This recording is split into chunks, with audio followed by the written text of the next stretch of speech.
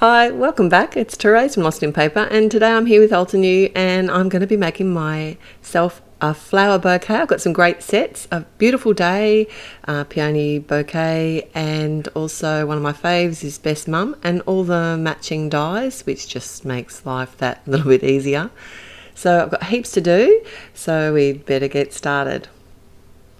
I'm going to start out by stamping and colouring my Best Mum, and I'm actually using some Memento Tuxedo Black because I want to colour it with Copics.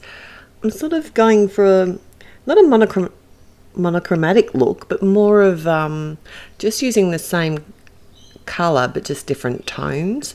So I really like the corals in a card, so I thought that'd be really pretty, and this is going to be like part of my bouquet, and it's quite a big part, so I didn't want it to be too bold and standy outy, so I'm colouring it fairly simply and just using lighter colours. So the Copic markers that I'm using I will list over at my blog, and the link will be in the YouTube description below. Not doing some really fancy blending or anything because this is a bouquet. There's going to be lots of layers and you're probably not going to see a lot of it anyway, so it's more like I plan on using it as a background, so I don't want to spend a lot of time colouring this in. And just doing some really simple, not even blending really, I hardly did any blending on this, I just wanted it to be a little bit artsy. And what I love about the Altenew stamps is a lot of them have matching dies, so imagine fussy cutting this. I would do it because I don't mind fussy cutting, but this is actually so much easier. So I'm just going to run that through my die cutting machine and get on with my next lot of stamping. I have had to speed this up quite a bit because there's a lot of flowers and things involved, and I wasn't really sure exactly what I was going to use in my bouquet, so I really just stamped out heaps of stuff and then just decided at the end when I put it together, I figured, well, I can just put it all together and see what I like the look of.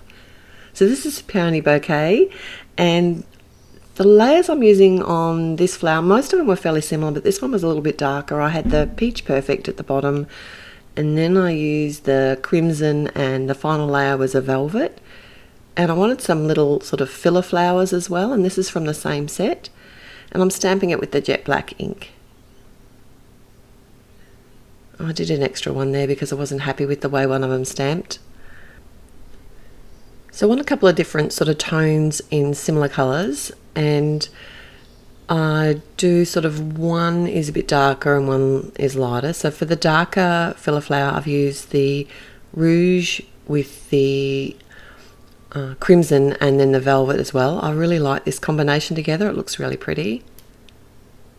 And then on the lighter flower I've gone with the peach again, and I actually prefer this combination. It was the peach with the rouge, and then the crimson was the last layer, and that's a really pretty combo. And if I had stamped my bigger peony first, I would have stamped it in that combination. I did it a bit dark, I think.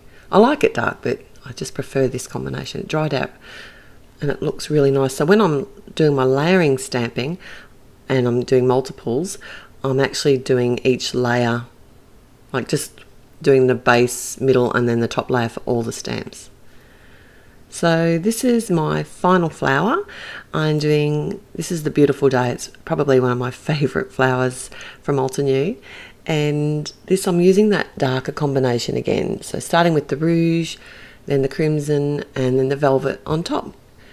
I'm going to die cut this out as well using the matching die, as well as die cut out the peony bouquets. So everything's pretty much getting ready to go now. I'm going to start assembling my card, and this is where I can spend hours. I don't know if you do the same, but I can move flowers around a card for hours literally, but it's part of the fun, and you want it to look the way you want it to look. And I did like having the two big flowers on there and the filler flowers around. I wanted this to be quite bold, but after a bit more fussing, I actually decided just to go down to just did one big flower. I just thought it was a little bit too much having both. If I had have maybe done the lighter colour on the peony, then it would have been probably better, but I ended up pulling that out and just using the one large flower, the Beautiful Day flower.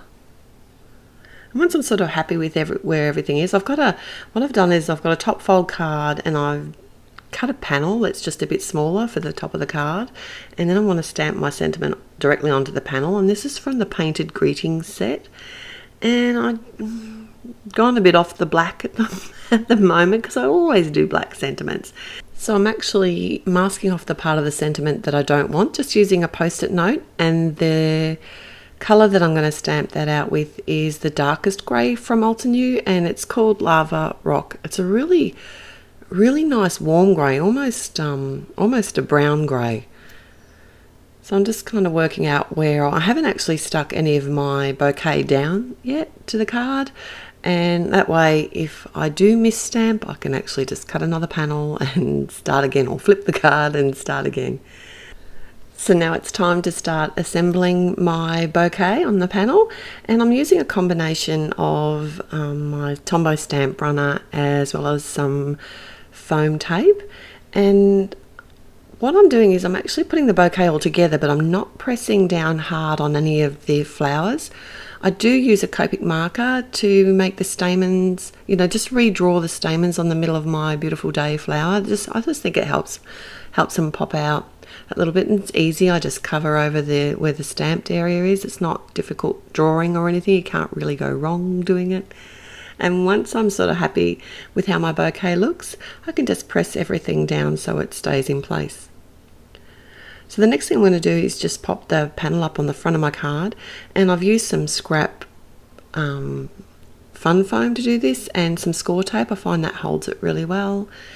And once I'm happy with how that is, press that down, and that's pretty much it for my card today. Thanks for joining me. I'll be back again real soon, so till next time, happy paper crafting. Bye.